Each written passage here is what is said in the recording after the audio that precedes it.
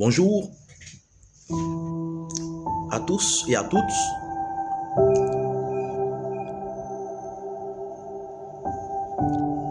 Il y a des signes que seule la terre comprend, des frémissements lointains, des souffles qui changent de rythme. Depuis peu, l'océan Atlantique ne respire plus comme avant.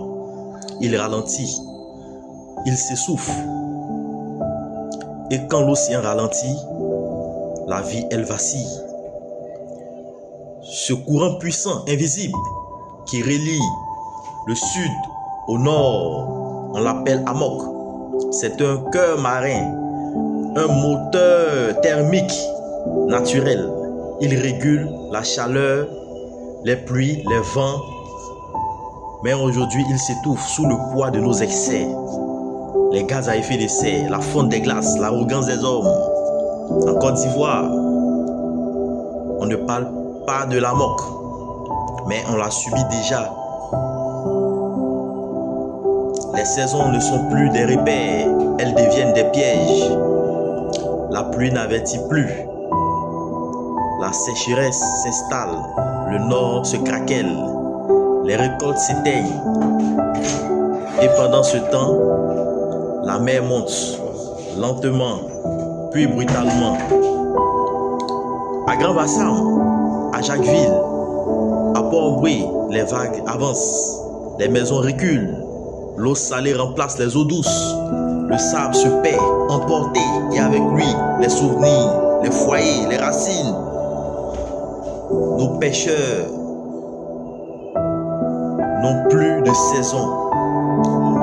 Le poisson s'est déplacé, où il a disparu. Les mangroves qui protégeaient nos rivages sont arrachés pour bâtir des hôtels. Des fortunes privées sur des cicatrices collectives. Mais que faisons-nous? Où sont les décisions qui paiera le prix de ce dérèglement? Par les puissants qui polluent. Ce sont les peuples du Sud qui n'ont rien demandé et qui aujourd'hui voient leur avenir s'éroder, vague après vague. Ce n'est pas une fatalité. Nous avons encore le choix. Celui de restaurer nos écosystèmes, de dire non aux bétonneurs de la côte, d'imposer le respect au nom des générations à venir. L'océan nous l'avait prévenu.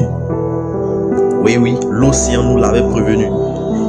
Il a ralenti, mais il n'a pas encore chuté.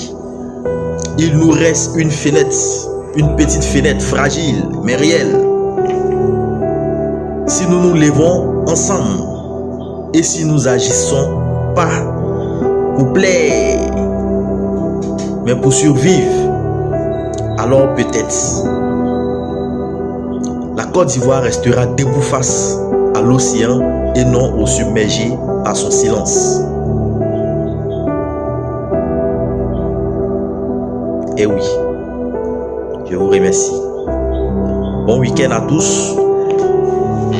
Et on se donne rendez-vous le vendredi prochain pour un autre sujet qui concerne l'environnement, qui concerne la vie de notre nation, pour résoudre les problèmes de notre pays et les problèmes du monde.